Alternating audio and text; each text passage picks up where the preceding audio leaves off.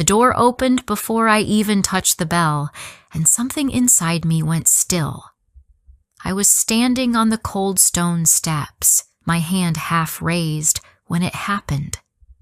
The woman appeared as if she had been waiting just behind the door, watching, listening, ready. Warm light spilled out from inside the house and touched my face.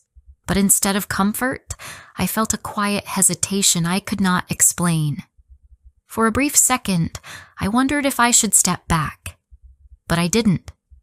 "Please come in," she said, her voice calm and welcoming. I had not spoken yet. I had not even knocked. Still, she looked at me as if she already knew why I was there.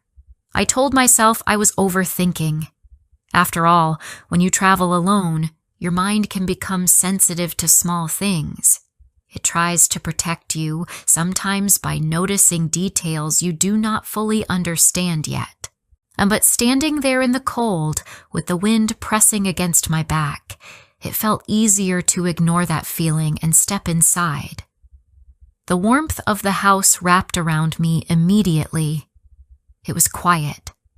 Not peaceful quiet, but the kind that made you aware of your own breathing. "There you are," she said softly, closing the door behind me. The sound of the lock clicking was light, almost gentle, but it stayed in my mind longer than it should have. "You must be freezing," she continued, reaching for my coat. I handed it to her without thinking. Her hands were small and careful, moving with a kind of precision that felt practiced. As she hung my coat, I noticed something strange. There were no other coats, no umbrellas, no shoes, nothing that suggested anyone else had been there recently. I glanced around the hallway again, slower this time. Clean walls, soft lighting, and a stillness that felt almost preserved, like the house itself was holding its breath. Sometimes, understanding a place begins with noticing what is missing, not what is present. And in that moment, the absence of small, ordinary things felt louder than anything else. "I saw your sign outside," I said, trying to sound relaxed. "I was looking for a place to stay." "Yes," she replied immediately. "I knew you would come." Her answer made me pause, just for a second. It was a simple sentence, but something about it felt too certain. I had not planned to come here. I had only stopped because of the light in the window and the promise of warmth. Still, I smiled politely. "How much is the room?" I asked. "Only £8, she said. "Breakfast included." The price surprised me. It was lower than anything I had expected to find. For a moment, I felt relieved. Traveling alone meant watching every expense, and finding something affordable felt like good luck. But even as that thought came, another followed quietly behind it. Things that seem too easy often deserve a second look. "That sounds perfect," I said anyway. "I knew it would," she replied, smiling again. There was that certainty again. Before I could say anything else, she picked up my suitcase. "Let me show you your room," she said. I followed her up the stairs. Each step made a soft sound under our feet, but there were no other noises in the house. No distant voices, no doors closing, no movement above or below us. Just silence, steady and complete. "Do you often have guests?" I asked. "Not very often," she said. "I am quite particular." Particular, and the word stayed with me. Most places want as many guests as possible, but she spoke as if she was choosing them, not welcoming them. It made me wonder what she was looking for, and why. We reached the upper floor, and she opened a door slowly. "This is your room," she said. I stepped inside. The room was neat, almost too neat. The bed was perfectly prepared. the sheets turned back slightly as if someone had just finished arranging them. A soft light filled the space, and everything felt ready, waiting for me. I placed my suitcase near the chair and looked around carefully. "It's very nice," I said. "I'm glad," she replied. I noticed the way she watched me. Her eyes followed my movements, not casually, but with attention. It felt less like she was checking if I liked the room, and more like she was studying me, learning something. "I have put a hot water bottle in your bed," she added. "You won't feel cold tonight." "That's very kind," I said. And it was. But at the same time, it felt like more than kindness. It felt prepared, expected, as if she had known exactly when I would arrive and what I would need. When attention becomes too precise, it begins to feel less like care and more like control. "Before you sleep," she continued, "please come downstairs and sign the guest book." "Of course," I said. "I like to remember my guests," she added softly. There was something about the way she said "remember" that made my chest tighten slightly, though I could not explain why. She turned and left the room, closing the door quietly behind her. I stood there for a moment, listening. Nothing. No footsteps. No movement. Just silence again. I opened my suitcase slowly, but my focus was not on unpacking. My thoughts kept returning to small details, the empty hallway, her certainty, the stillness of the house. It was not one thing that felt wrong. It was everything together. After a few minutes, I decided to go downstairs. The sitting room was warm and inviting. A fire burned gently in the fireplace, and a small dog lay curled up on the carpet in front of it. At first, the scene felt comforting, almost normal. I stepped closer. The dog did not move, not even slightly. I told myself it was just sleeping deeply. Still, I noticed how perfectly still it was, how nothing about it shifted or changed. I looked away and walked toward the table. The guest book lay open, waiting. I picked up a pen and wrote my name slowly, watching the ink settle onto the page. Then my eyes moved to the names above mine. Only two, a Christopher Hale, Daniel Mercer. I read them again. They felt familiar, though I could not place them. It was like remembering something just out of reach, something that stayed at the edge of your mind no matter how hard you tried to bring it forward. I leaned closer and checked the dates. My breath slowed. The last entry was from over 2 years ago. 2 years without a single guest. That did not make sense. A place like this, even a quiet one, should have had more visitors. A small feeling of unease grew stronger inside me, not sharp, but steady. When something does not match your expectations, it is often worth paying attention. Our minds notice patterns, and when those patterns break, it usually means something important is different. I was still staring at the page when I heard her voice behind me. "Ah, they were such lovely boys," she said softly. I turned. She stood in the doorway, holding a tray with tea. Her smile was still there. But now I noticed something new. It did not reach her eyes. Before I share the rest of the story, I need to know, where are you listening from? I would love to hear from you. I picked up the teacup, but my hands did not feel steady. The warmth from the cup should have been comforting, yet something held me back. I watched the surface of the tea for a moment before taking a sip. The woman sat across from me, her posture relaxed, her attention fixed on me in a quiet, patient way. It felt like she was waiting, not for conversation, for something else. "It's nice to have someone here again," she said. Her voice was calm, but the words stayed in the air longer than expected.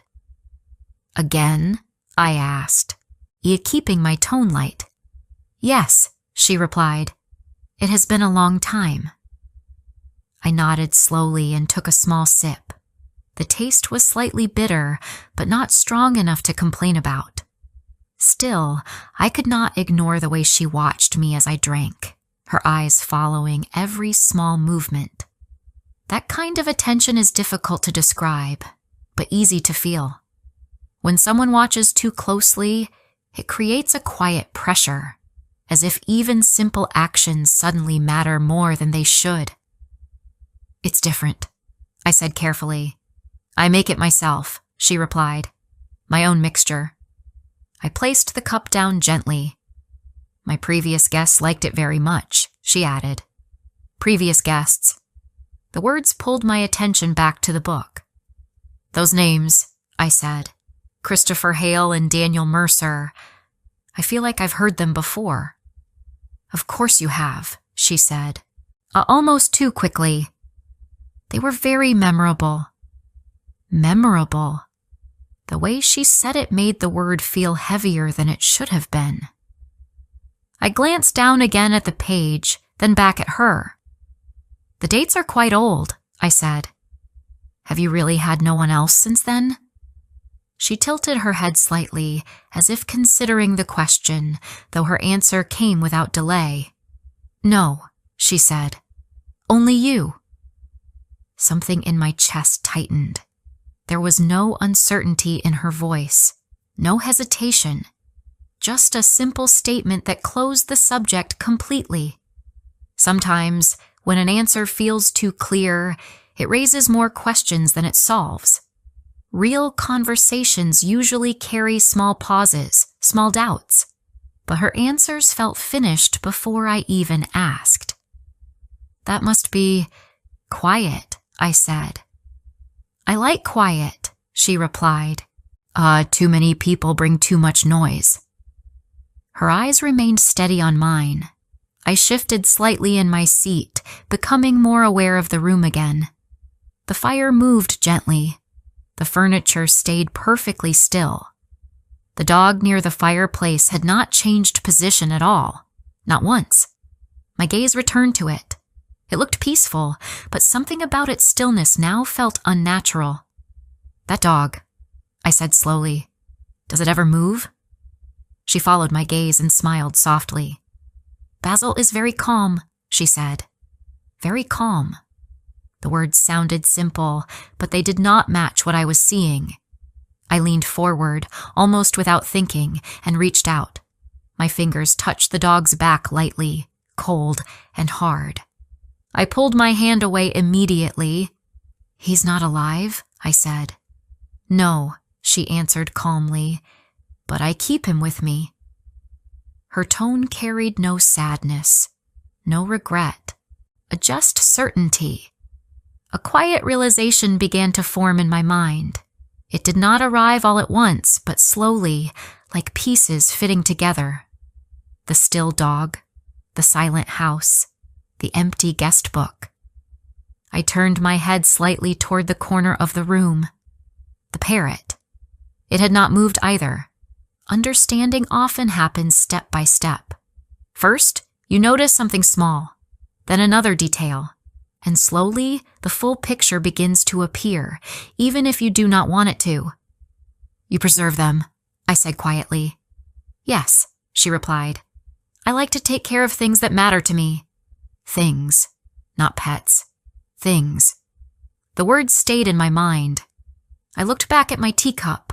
The bitter taste returned to my mouth, stronger now. "What is in this?" I asked. "Nothing harmful," she said gently. "Just something to help you relax." Relax. The word felt wrong. My body suddenly felt heavier than before. Not enough to panic, but enough to notice. My arms did not move as quickly. My thoughts took a little longer to form. I stood up slowly. "I think I should go upstairs," I said. So soon? She asked. Her voice remained soft, but there was a small change in her expression. Not disappointment. Something closer to control. I have an early morning, I replied. That is true, she said. You must rest well. Her agreement came too easily. I stepped toward the door, but something stopped me. A thought. One that had been forming quietly from the beginning. Those boys, I said, turning back to her. Christopher and Daniel. Yes, she said. They never checked out, did they? The room fell into silence again. She did not answer immediately this time. Then she smiled. No, she said. They stayed. The words settled heavily between us. Stayed. Not visited. Not left. Stayed. Language can reveal more than intention. Sometimes, a single word shows the truth more clearly than a full explanation. And in that moment, I understood exactly what she meant. A cold feeling moved through me. I turned quickly toward the door and grabbed the handle. It did not move. I pulled harder. Still nothing. Behind me, I heard her stand. You shouldn't hurry, she said. It is not necessary. I turned around slowly. You locked it, I said. Of course, she replied. I must take care of my guests. Her voice was calm, almost kind, but the meaning had changed completely. I took a step back. This isn't right, I said. She watched me carefully, her expression steady. You are exactly right, she said. That is why I chose you. Chose. Another word that carried too much meaning. My thoughts moved quickly now, even as my body felt slower. The tea, the silence, the empty house. Every detail pointed to the same truth. I had not just found this place. I had been accepted into it, and that meant something far more dangerous. In difficult moments, your mind tries to connect everything at once. It looks for patterns, reasons, and possible outcomes. The faster you understand the situation, the better chance you have to respond. I stepped back again, creating distance between us. I need some air, I said. You don't need anything, she replied gently. Everything you need is already here. Her words felt final, closed. I looked around the room one more time. The fire, the still animals, the locked door, and her, watching me, waiting.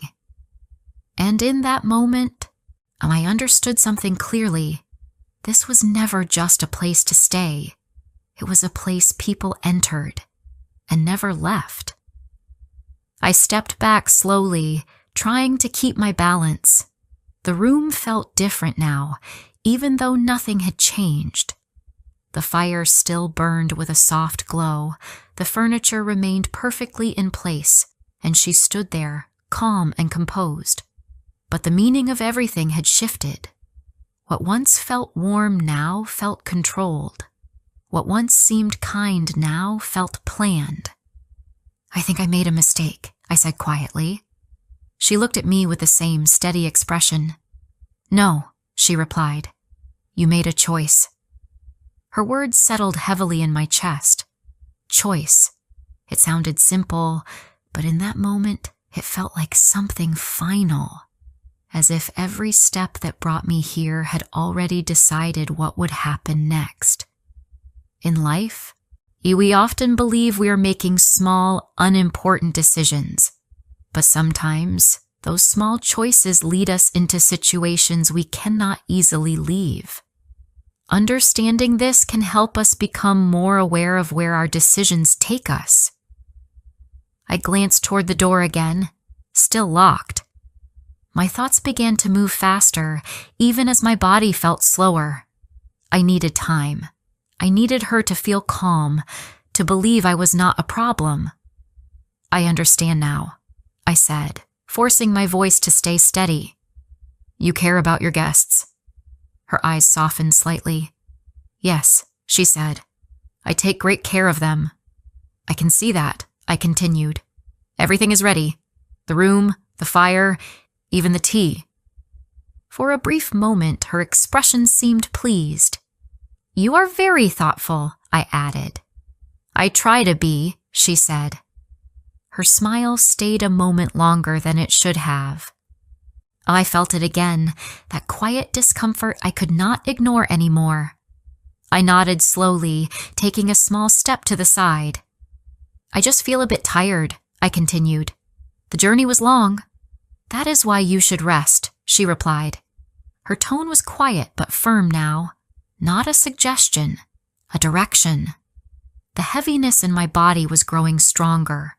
My arms felt slower, my legs less certain. The tea was working, and I could not ignore it anymore. "I think I need some fresh air first," I said. She did not move. "You do not need to go outside," she replied. "You are safe here." Safe. The word no longer meant anything. "I won't be long," I said, taking another step.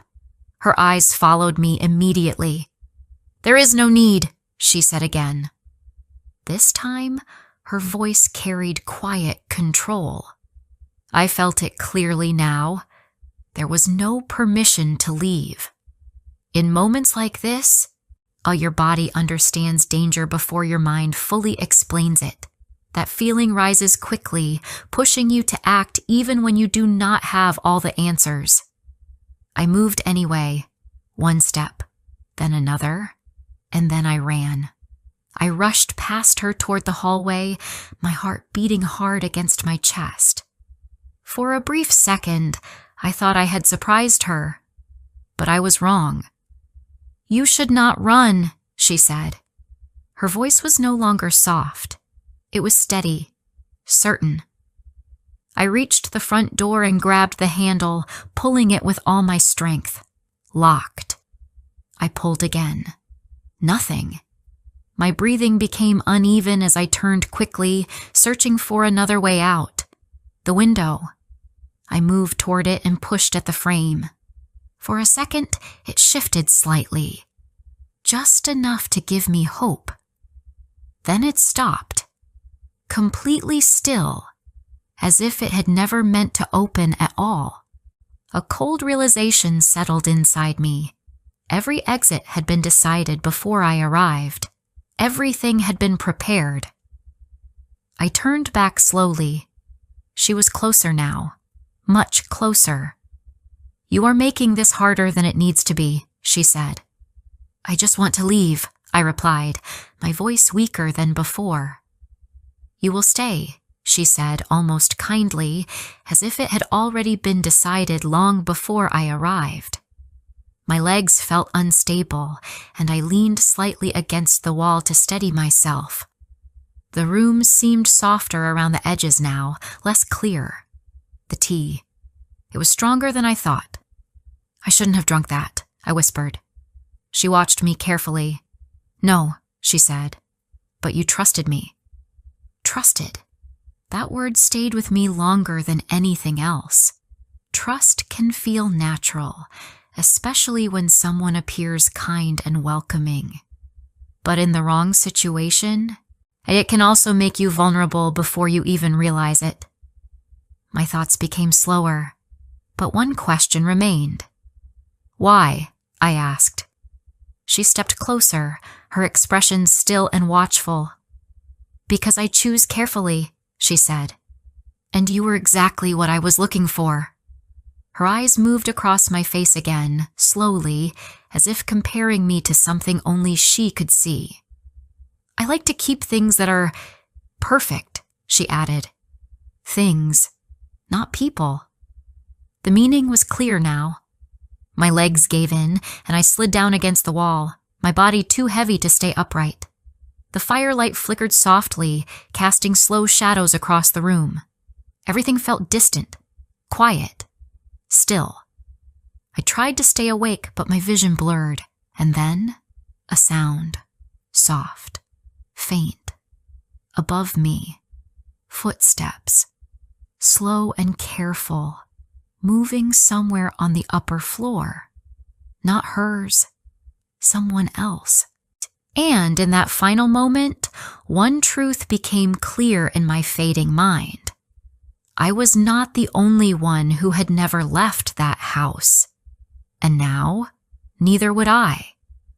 If you liked this story, please like, comment, and share.